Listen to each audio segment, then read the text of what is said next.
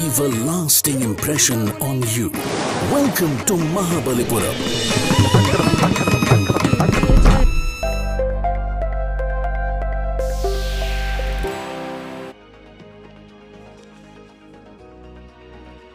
Live from New Delhi, you're watching DD India News Hour, India's voice to the world. I'm Siddharth Bharadwaj. Coming up in the next hour. Biggest Russia-West exchange since Cold War sees 24 prisoners freed. Russia frees Wall Street Journal reporter Evan Gershkovich, while Germany swallows bitter pill to release murder convict Vadim Krasikov to Russia. US President Biden acknowledges Germany made significant concessions to achieve prisoner swap, says brutal ordeal for those released is over. Russian President Putin welcomes them as heroes loyal to the motherland. This deal would not have been made possible without our allies. Germany, Poland, Slovenia, Norway, and Turkey, they all stepped up and they stood with us. US steps up efforts to contain the West Asia crisis. Biden and Netanyahu discuss US military deployments to support Israel. Blinken speaks with Saudi counterpart about importance of a Gaza ceasefire deal. Leave Lebanon now. India, Australia, Canada issue advisory as crisis in West Asia escalates. India asked those who remain to exercise caution and restrict movement. And in sports, Simone Biles clinches her 6th Olympic gold medal at the Paris Games, reasserts her status as the #1 all-round gymnast in the world.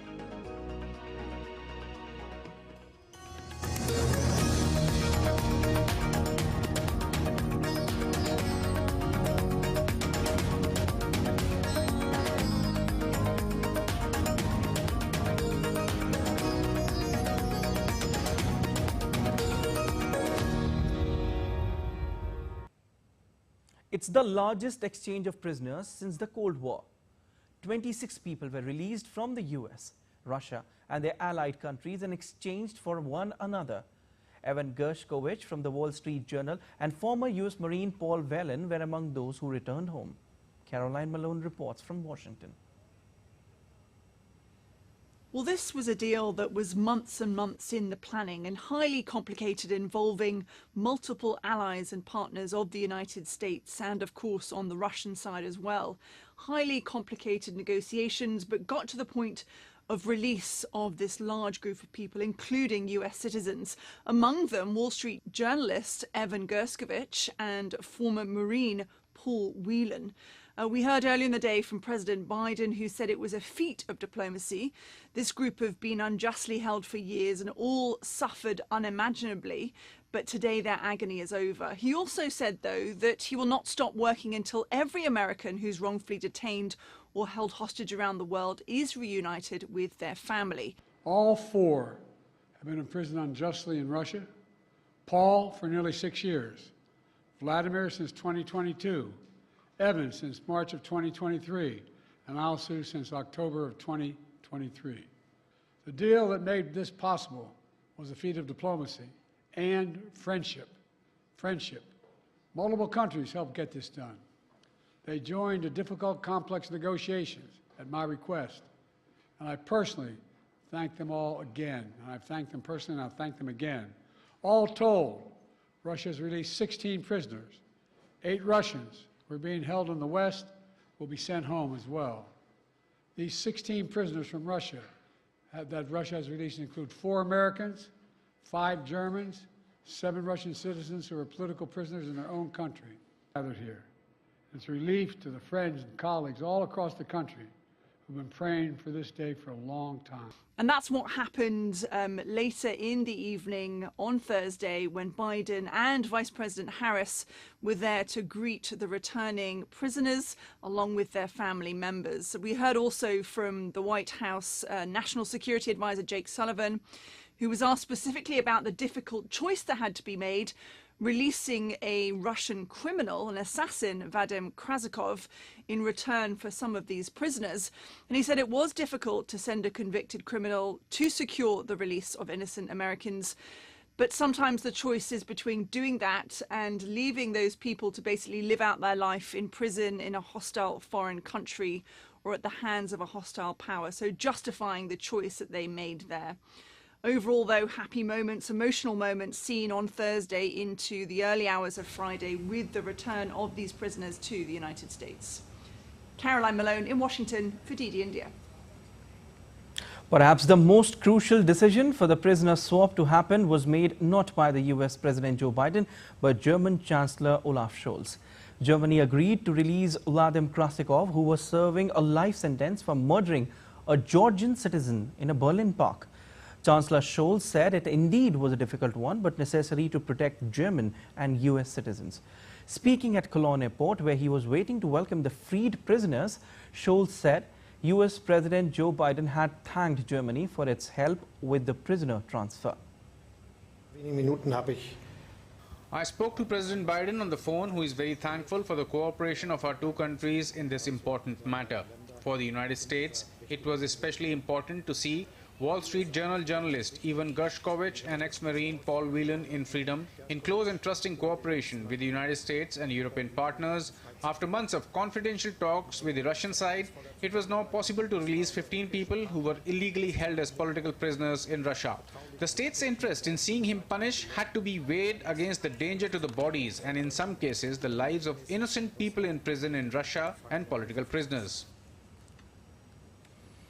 The White House hoisted the national hostage and wrongful detainee flag over the building after the announcement of biggest East-West prisoner exchange.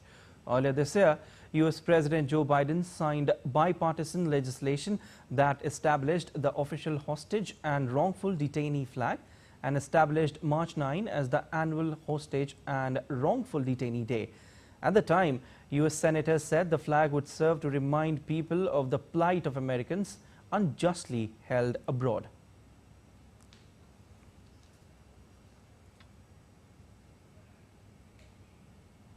When negotiated in secret for more than a year, the deal announced Thursday represents a major accomplishment for the parties involved.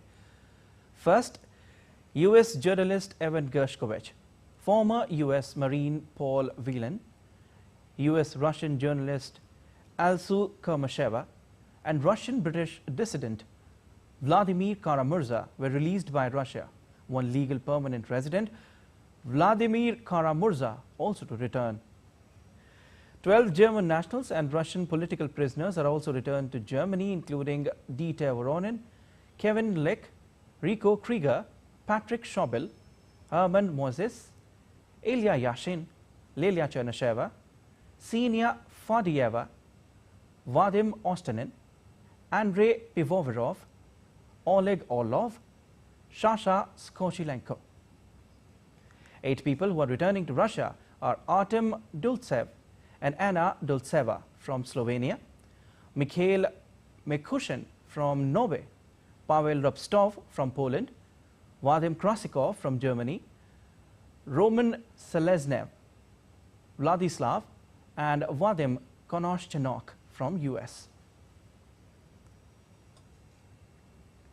US Vice President Kamala Harris praised the prisoner swap with Russia. Talking to reporters, Harris said United States stands with all of those who are fighting for freedom in Russia. The United States stands with all of those who are fighting for freedom in Russia.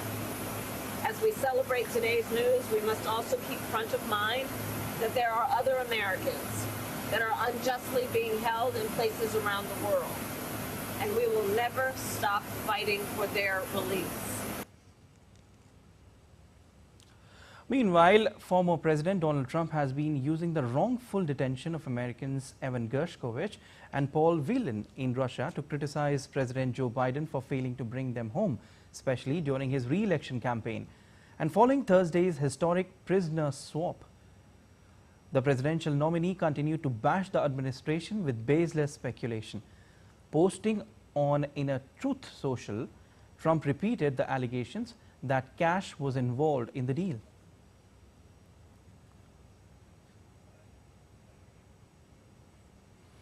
Meanwhile, Russian President Vladimir Putin also met the Russian nationals freed in prisoner swap at the Vnukovo airport and congratulated them on their return to their homeland.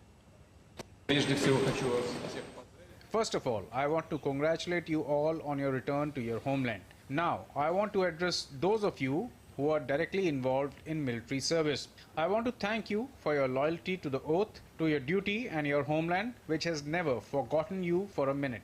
And now you are home. All of you will be nominated for state awards. We will see each other again, talk about our future. Now, I just want to congratulate you on your return home. Thank you very much. Congratulations. And the newsroom of the Wall Street Journal came to a halt Thursday as the word came in that their colleague, Evan Gershkovich, was included in a historic prisoner swap. Led by the Wall Street Journal editor, Emma Tucker, staff members quickly gathered in the center of the newsroom to cheer, leaving some in tears. Editor Tucker gave a toast to Gershkovich's freedom and the hard work it had taken to get there.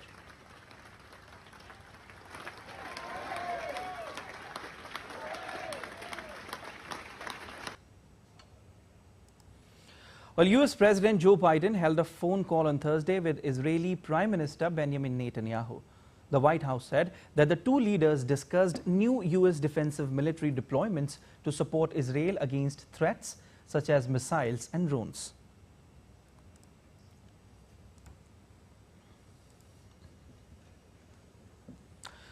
International diplomacy is continuing as world leaders call for calm. Amid fear, the Middle East may be on the brink of a wider regional war. The United States has sent 12 warships to the Mediterranean coasts, whose DD India correspondent has more from Tel Aviv. Certainly a lot of fear here in Israel in the wake of these threats by Iran, by Hezbollah and also by Hamas after the assassination of two very senior members of both Hamas and also Hezbollah.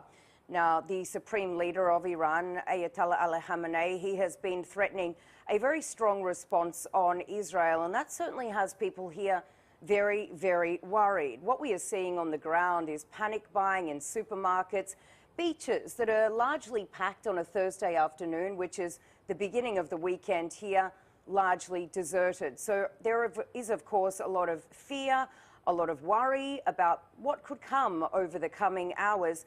And we do know that the Israeli Prime Minister Benjamin Netanyahu, he's held very high-level meetings with not just the head of the Home Front Command, but also the National Emergency Authority. Now, Netanyahu posted on X that Israel is at a high state of readiness for any scenario, both defensively and offensively, saying we will exact a very high price for any aggression from any arena. Reporting from Tel Aviv, Sarah Coates, DD India. And India has issued an advisory for its nationals in Lebanon over potential threats. In two advisories issued within almost 12 hours, Indian Embassy in Lebanon asked its nationals to leave Lebanon and avoid all non-essential travel. The advisory said, in view of recent developments and potential threats in the region, Indian nationals are strongly advised against travelling to Lebanon till further notice. All Indian nationals are strongly advised to leave Lebanon. Those who remain for any reason are advised to exercise extreme caution, restrict their movements and remain in contact with the Embassy of India in Beirut through their email ID cons, which is cons@me8.gov.in, or the emergency phone number, which is +9617 6860 128.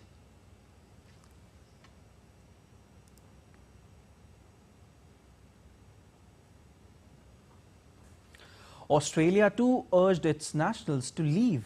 Minister of Foreign Affairs Penny Wong warned all Australians in Beirut to leave immediately.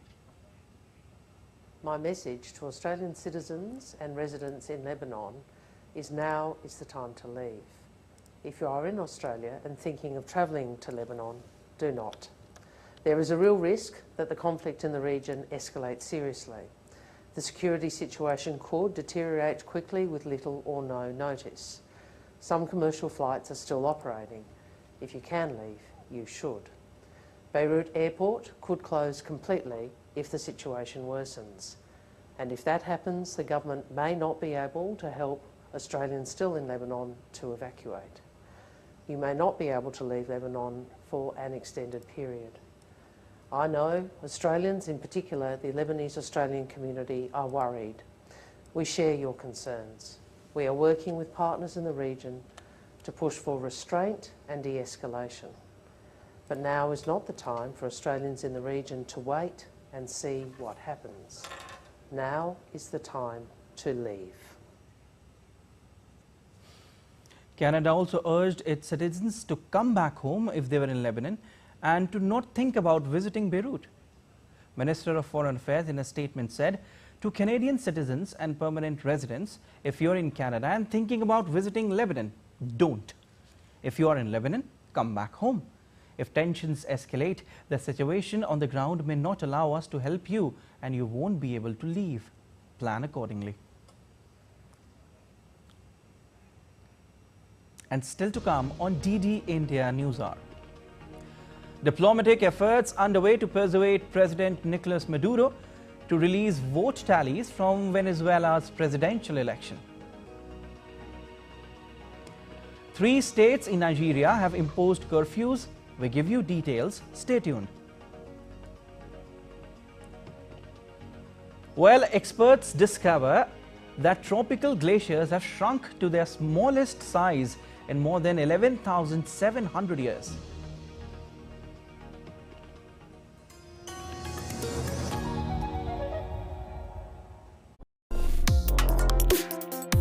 Complex issues, hidden agendas, twists and turns, strategic games.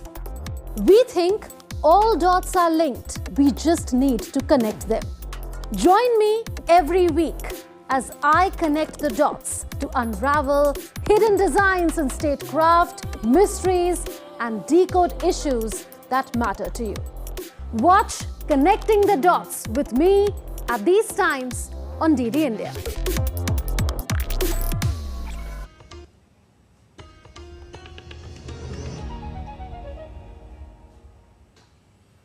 You're watching DD India News Hour. I'm Siddharth Bharadwaj. Updates from Venezuela now. Diplomatic efforts are underway to persuade President Nicolas Maduro to release vote tallies from Venezuela's presidential election after opposition leaders disputed his claim of victory. The presidents of Brazil, Mexico and Colombia called for Venezuela to release detailed voting tallies on Thursday.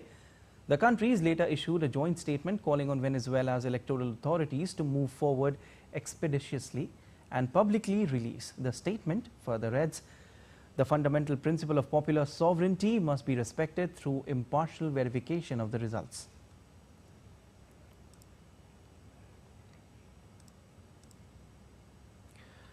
Brazil has taken over administration of the Peruvian embassy in Venezuela after its diplomats were expelled over their criticism of disputed election results, showing President Nicolas Maduro won last weekend's election. Brazil will mediate on issues regarding Peruvian citizens in Venezuela, and country also took over the Argentine embassy. Venezuela expelled diplomats from Argentina and 5 other countries, Chile, Costa Rica and Panama, the Dominican Republic and Uruguay over election-related criticism. Caracas also served relations with Peru after Lima recognized opposition leader Edmundo Gonzalez as Venezuela's elected president.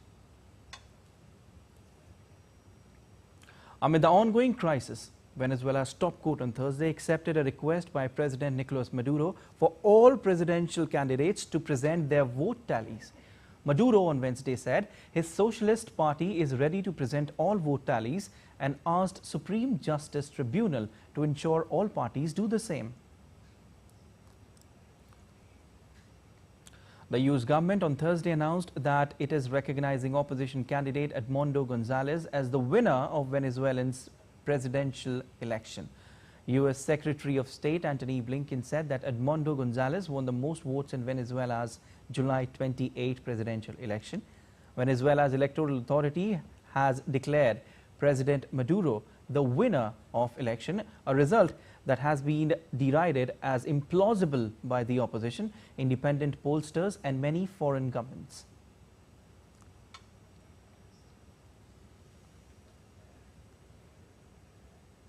3 states in Nigeria have imposed curfews after protests against the government turned violent.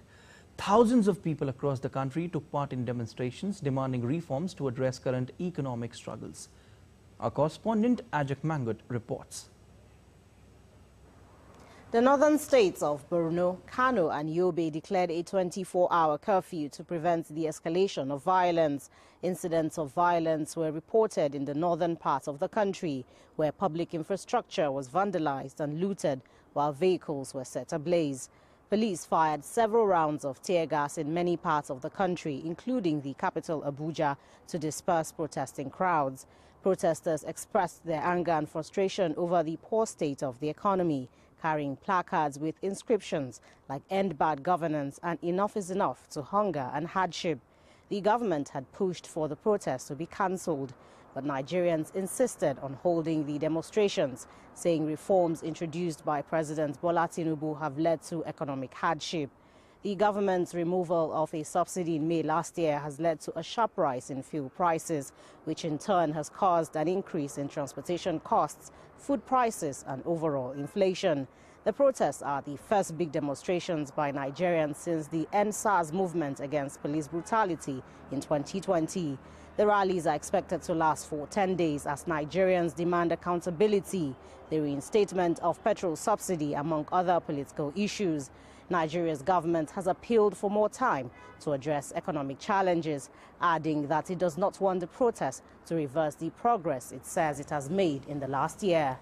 Ajak Mangut in Abuja, reporting for DD India. Well, the long-awaited arrival of the first batch of US-built F-16 fighter jets is a milestone for Ukraine. But the lengthy process to procure the US-designed aircraft and train Ukrainian pilots to fly them has frustrated Kiev. The number of delivered F-16s appear to be small for now. The Times of London cited a source familiar with the matter who put the figure at just 6 aircraft. Military analysis and analysts say that number is expected to grow, but it is far short of what Ukraine needs. Receiving missiles with 180 kilometers range would allow them to attack Russian warplanes armed with guided bombs and help significantly reduce Russia's offensive opportunities. Russia has intensified its attacks on infrastructure that could be used for the maintenance and deployment of F-16s. The Russian Ministry of Defense announced that conducts drills involving the installation of special dummy warheads on launch vehicles as part of the third stage of their tactical nuclear weapons exercises. This exercise is part of a broader training program designed to enhance the readiness and operational capabilities of Russia's nuclear forces. The use of dummy warheads allows the Russian military to simulate real-world scenarios, ensuring that personnel are well prepared to respond to various contingencies involving nuclear assets. The US Senate on Thursday approved a bipartisan proposal that would add 66 new judges to understaffed federal district courts around the country over the next decade, which, if enacted, would be the first major expansion of the judiciary since 1990. The bill is designed to address long-standing requests from the judiciary to help address rising caseloads by adding judges in 25 district courts in 13 states, including California, Texas, and Delaware.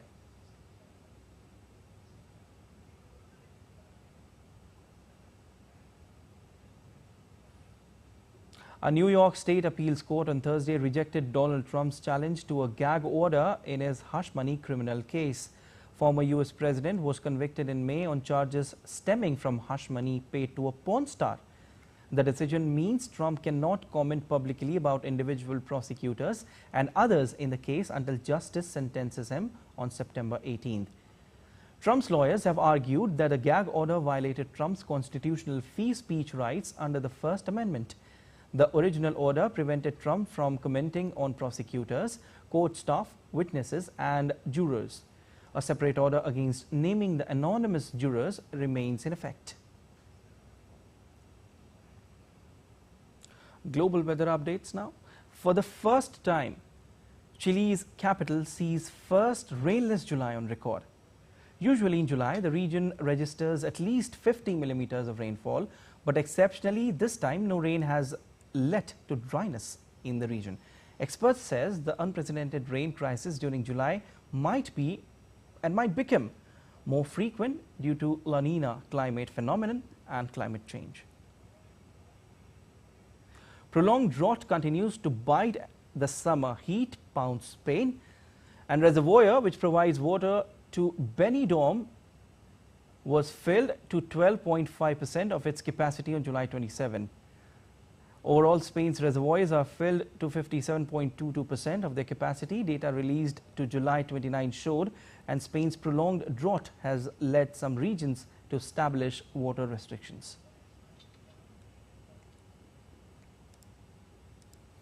Heavy rain floods Pakistan's second largest city, Lahore, after monsoon rains reportedly broke records. Heavy rain caused flooding on the streets, submerging roads and highways. The weather authorities of Pakistan said the eastern city received, which broke a 44-year-old record in Lahore. Torrential rains and thunderstorms to grapple Pakistan till 6th of August.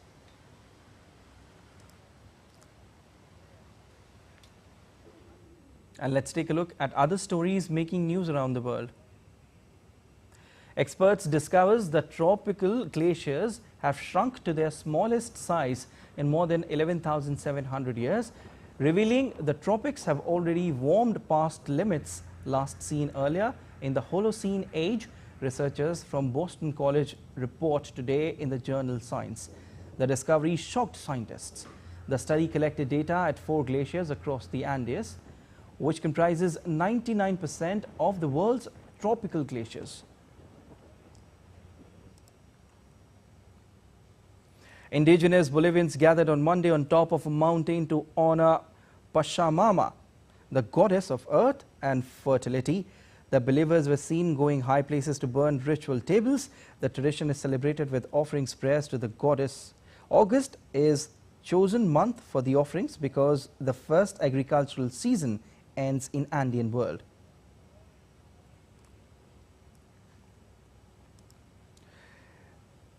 Well, in a rare sighting, an adult dolphin was spotted swimming between Putney Bridge and Wandsworth Park along the Thames River in London. Experts from the British Divers Marine Life Rescue expressed concern over the unusual presence of the dolphin so far upriver, indicating potential distress. They say alone at least 5 dolphin pods have ventured beyond the estuary into the Thames, but the 3 that made the journey into central London did not survive.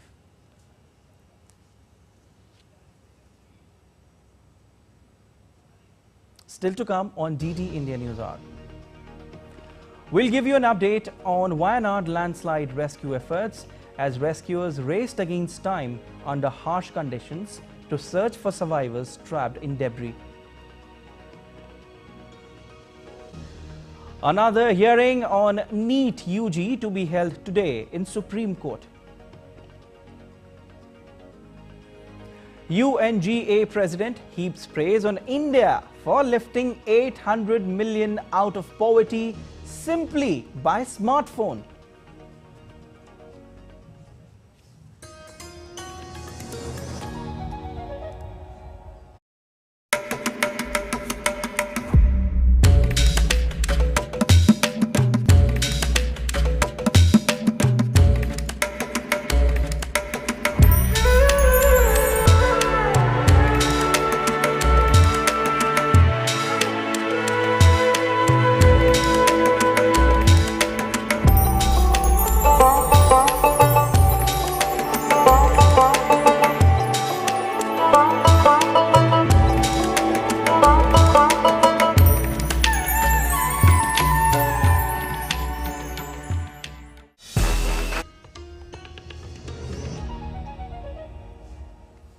You're watching DD India News Hour. I'm Siddharth Bharadwaj, and a quick recap of the headlines. Biggest Russia-West exchange since Cold War sees 24 prisoners freed. Russia frees Wall Street Journal reporter Evan Gershkovich, while Germany swallows bitter pill to release murder convict Vadim Krasikov to Russia. US President Biden acknowledges Germany made significant concessions to achieve prisoner swap, says brutal ordeal for those released is over. Russian President Putin welcomes them as heroes loyal to the motherland. U.S. steps up efforts to contain the West Asia crisis. Biden, Netanyahu discuss U.S. military deployments to support Israel. Blinken speaks with Saudi counterpart about importance of a Gaza ceasefire deal. Leave Lebanon now. India, Australia, Canada issue advisory as crisis in West Asia escalates. India asks those who remain to exercise caution and restrict movement. And in sports, Simone Biles clinches her 6th Olympic gold medal at the Paris Games, reasserts her status as #1 all-round gymnast in the world.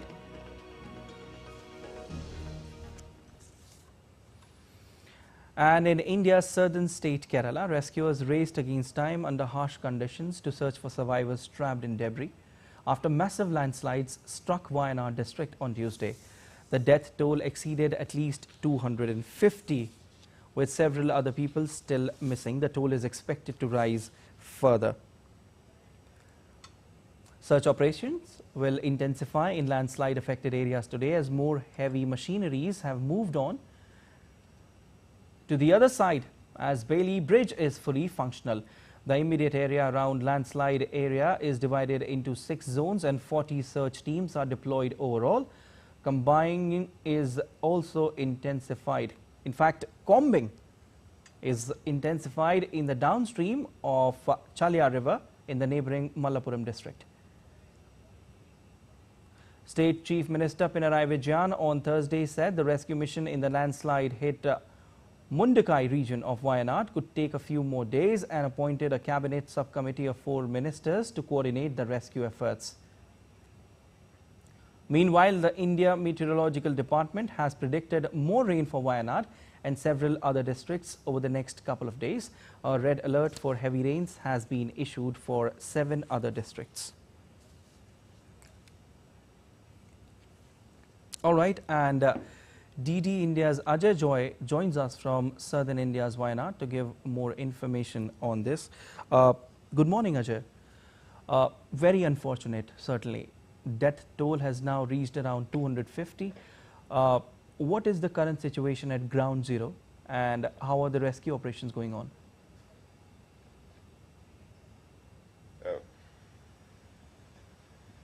Siddharth, yes, indeed, quite tragic.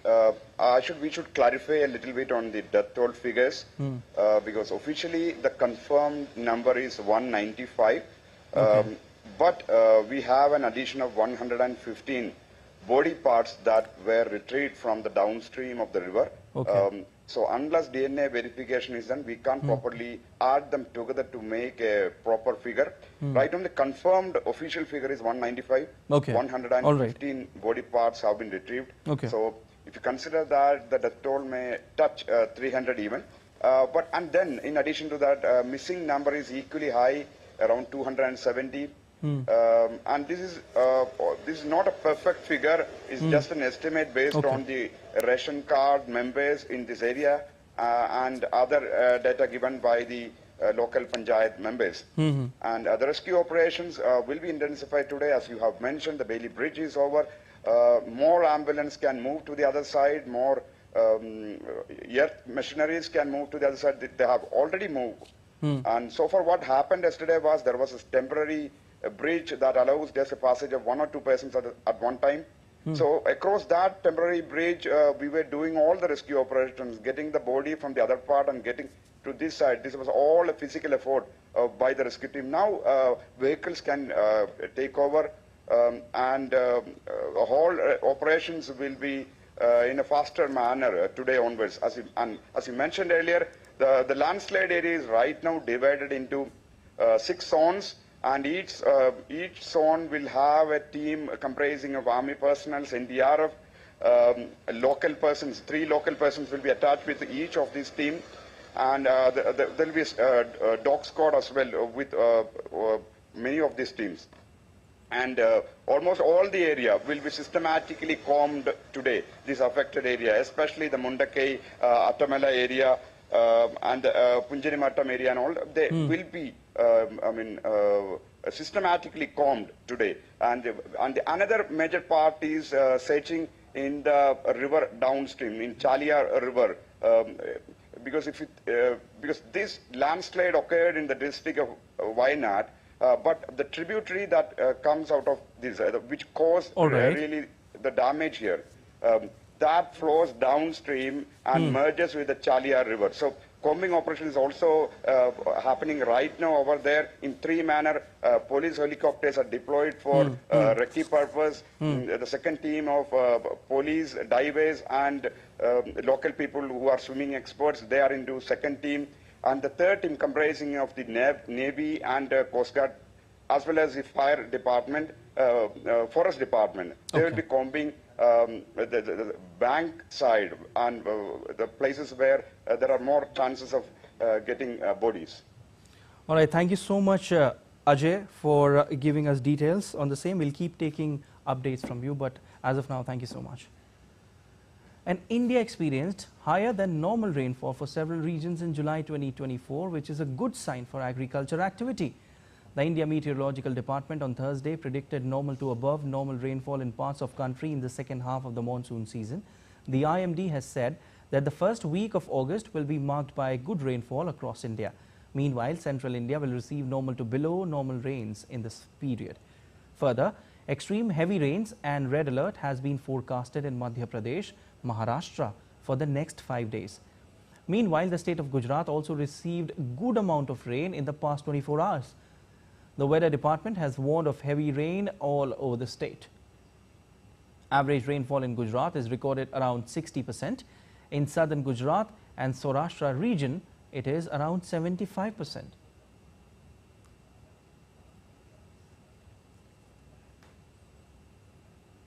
All right, and DD India correspondent Parth Pandya joins us from western Indian city of Ahmedabad to give more details. Hello, Parth. Gujarat has received good amount of rain in past 24 hours, like I've just mentioned. What is the situation there right now? Yeah, hello, good morning. See, as you can see behind me, it is drizzling down in Ahmedabad since last 2 a.m. The speed and the intensity of the rain is quite low. So that implies that the problem of urban flooding and the accumulation of water on the roads and causeways is a bit lower in the last 24 hours. If we talk specifically about the whole region of the Gujarat, yesterday in the last 24 hours, northern Gujarat received a good amount of rain, which is very good news for the farmer because generally it is the dry region. In this region, the rainfall remains quite low all over the year. So that is the good news for the farmers.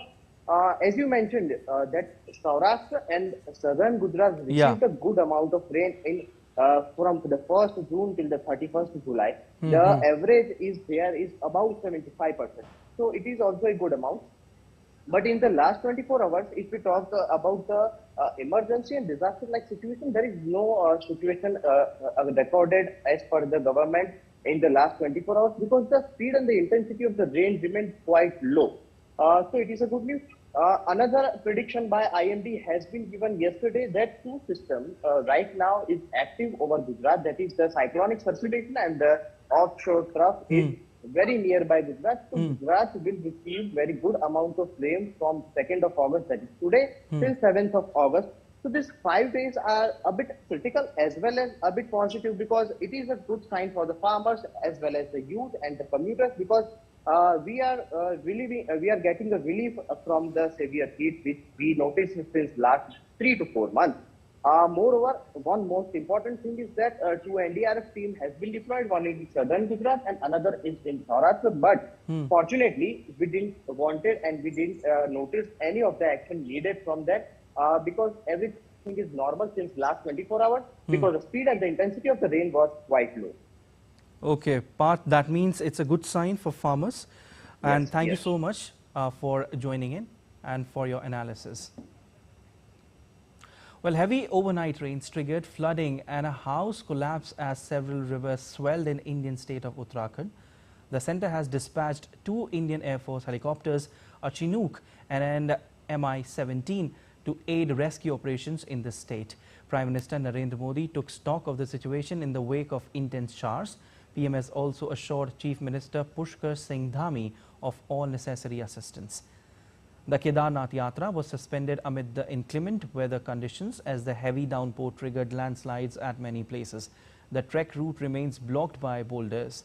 Choppers are being used to evacuate pilgrims stuck between Gaurikund and Kedarnath. The India Meteorological Department issued red alert for extremely heavy rains in parts of Uttarakhand. Well, around 50 people went missing following multiple incidents of cloudburst in North India's Himachal Pradesh, with heavy rain-induced flooding also resulting in a breach at Malana Hydel project. The National Disaster Response Force and Home Guard teams are making efforts to rescue people.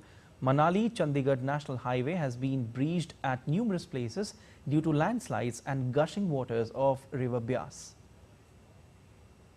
Prime Minister Narendra Modi closely monitoring the situation and extended all possible assistance to the state.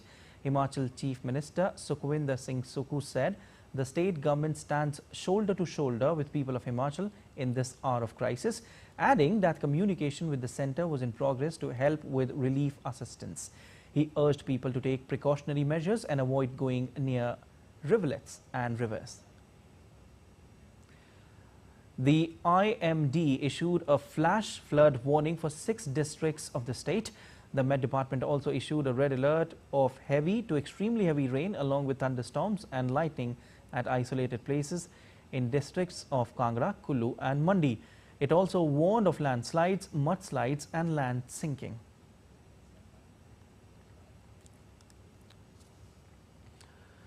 The Central Bureau of Investigation filed its first charge sheet in the alleged National Eligibility cum Entrance Test Undergraduate 2024 question paper leak case.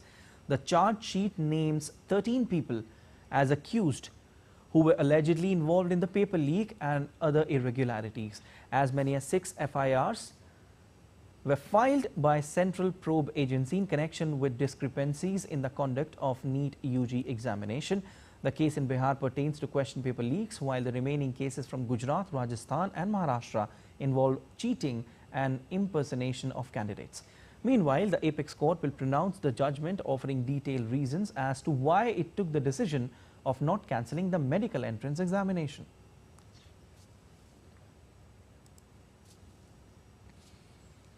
India's Prime Minister Narendra Modi met the Speaker of the House of Representatives of Japan, Nukaga Fukushiro, and his delegation of Japanese Parliament and business leaders on Thursday. During the meeting, the Prime Minister highlighted the conducive business environment and reforms undertaken in India for more investment and technology from Japan. Nukaga proposed that India and Japan nurture and train the next-gen workforce in different trades, including by conducting training in the Japanese language, culture and work practices. He underlined the role of private sector also in these endeavors. He said that these resource persons will play the role of bridge between the two sides in times to come.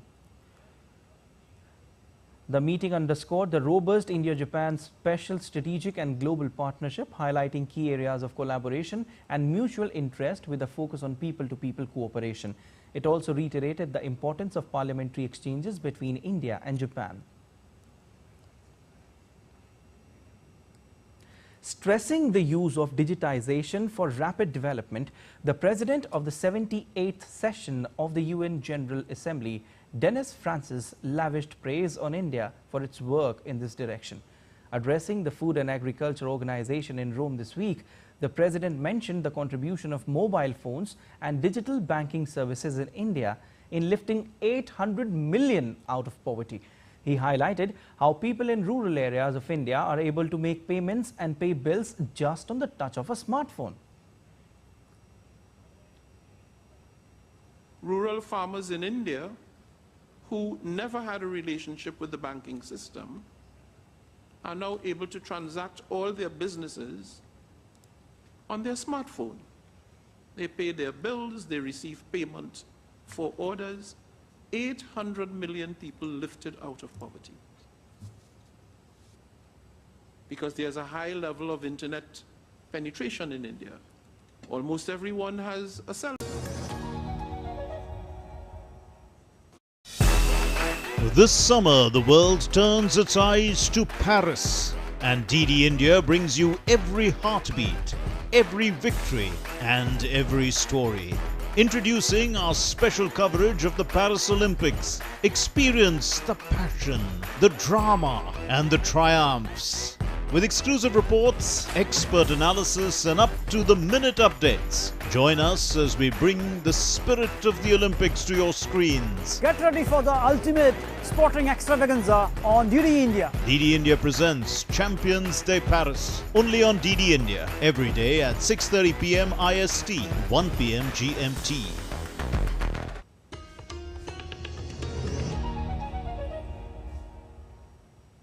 You're watching DD India News Hour. I am Siddharth Bharadwaj, and now to all the updates from Paris Olympics.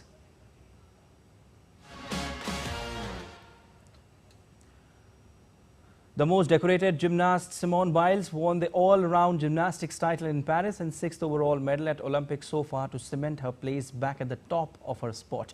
In a tight race between Biles and Brazil's Rebecca, the American was surprising left trailing in third place. However, she was back on top after a solid performance on her next apparatus, which was balance beam. Biles captured her second gold medal of the Paris Games and her second all-round Olympic title after also winning the individual event in Rio in 2016. She also claimed the team gold earlier this week.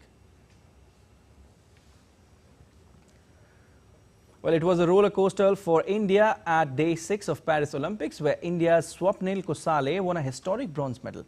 However, star players Satvik and Chirag fell short to making it in the semi-finals. DD India's Narayan Singh will bring you more. Day 6 of the Paris Games was a roller coaster of emotions for Indian cap, delivering moments of triumphs and heartbreak. Talking about shooting, Swapnil Kusale makes history.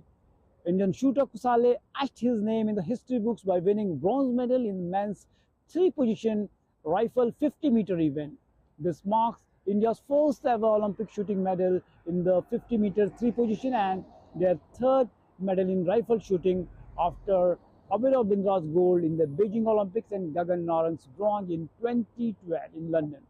Kusale's consistent performance, especially in the prone and standing position, propelled him to third place at the end of the stage 1. He maintained his position through stage 2, scoring a crucial point with his next 3 shots to secure the bronze medal for India. And Laksh Sen advances in a clash of compatriots. Laksh Sen triumphed over Jaspanoy in men's singles round of 16. The 22-year-old unseeded at these games now faces the Chinese opponent who is a 12th seed player in the quarterfinal. Sen will look to turn tides, having lost 3 of their previous encounters. And it was heartbreak is men's doubles of the badminton. Chirag and Satvik Sairaj fell short in their quarterfinal match against Malaysian player, marking a disappointing end to their campaign in this edition of the Paris Games. Another Indian shuttler, PV Sindhu's early exit. 2-time Olympic medalist Sindhu faced an early exit after a tough match against the Chinese He Bingjiao. That was in the round of 16. And talking about golf, there will be golfing debutants. Indian golfer Shubhankar and Gaganjeet made their Olympic debuts in the men's golf champion at the Lee Golf National. Shubhankar finished ahead of Buller in the first round, and both of them are aiming to make a mark at the Paris Games. Talking about boxing, Nikhil Jarin's boxing campaign ends. Nikhil Jarin's debut at the Summer Games can call it ended in a disappointment as she bowed out in the round of 16 in the women's 50 kg boxing event. The 2-time world champion lost to Wu Yu of China by unanimous decision. Looking forward to day 7 at Paris Olympics. Team India is all set to feature in shooting with Manu Bhaker in women's 25-meter pistol qualification, hockey, rowing and second round in golf, among others. DD India correspondent Narayan Singh will give us more for day 7. Manu Bhaker, who has already won 2 medals at the Paris Olympics, will be back in action on Thursday, aiming to make history in the women's 25-meter pistol qualification. Bhaker, along with compatriot Asha, will strive to reach the final putting Bhaker on the brink of an unprecedented third medal at the single Olympics, a feat no Indian athlete has ever achieved. In a highly anticipated match, the Indian men's hockey team will face against the favourites Australia in Pool B match. Despite having already qualified for the quarterfinals, a strong performance against Australia would significantly boost India's confidence ahead of the, we can say, quarterfinal. Balraj Panwar will compete in men's sculls event in rowing, although this event does not count towards medal contention. And meanwhile, in athletics, Tejinder Singh will participate in the shot put qualification event, and Parul Chaudhary will race in women's 5,000 meter heats. If we talk about golf, that individual final, that they will be in round 2, Shubhankar Sharma and Gaganjeet Bhullar will be there. And in sailing women's dinghy race, Netra Kumaran will be there in the first. It will be at 3:45 p.m. and after that around 4:50 p.m. If we talk about men's dinghy, Vishnu Sarvanan will be there. He will feature in the race 4. It will be in the evening. India House is a hub for Indian culture at 2024 Summer Olympics. It features traditional handlooms, handicrafts, and a gone wall with images of the Indian contingent. The billion-strong flame wall invites visitors to wish for the Olympics in India. Watch this exclusive report by our correspondent Narayan Singh from Paris. The 33rd edition of the Summer Olympic Games in Paris has become a vibrant celebration of Indian culture and heritage, thanks to the establishment of India House. This unique venue serves as a one-stop destination for athletes and fans to experience the rich legacy of India's traditions, crafts and hospitality. Upon entering India House, visitors are immediately enveloped in the essence of India. From intricately designed Indian handlooms to exquisite handicrafts, every corner of India House reflects the nation's cultural diversity. A striking feature is the gond wall, adorned with images of Indian Olympic contingent. The artistic representation not only honors the athletes, but also displays the unique art form from central India. The legacy of Indian textiles is prominently displayed at India House. Skilled weavers, including Nilesh Kumar from Varanasi, demonstrate the intricate process of creating Banarsi saris. Monica Moria, a trailblazer from a family of weavers, is also present at India House. Defying traditional norms, Moria pursued fashion designing and now blends traditional elegance with modern style. Namaste, I'm Monica Moria at India House. Here is Banarsi handloom promoting Indian artisan, Indian culture, all over the craft from the India. One of the most poignant installations is the billion-strong flame wall, where visitors can make a wish for the Olympics to be hosted in India. Adding to the cultural experience, Mehndi artists are available to adorn visitors with intricate henna designs, a popular and cherished tradition in Indian festivities. India में जो मेहंदी को एक शगुन माना जाता है, वो शगुन लगाने हम आज पेरिस में और ओलंपिक में तो बहुत प्राउड फील हो रहा है। और जो यहाँ पेरिस से भी जो लोग मेहंदी लगाने आ रहे हैं, जो इंडिया उसमें आ रहे हैं, उनको बहुत अच्छा लग रहा है। मैं यहाँ बच्चों को, लोगों को, कईयों को ब्लॉक प्रिंटिंग करके सिखा भी रहा हूँ और उनको थैले में नाम लिख करके दे भी रहा हूँ।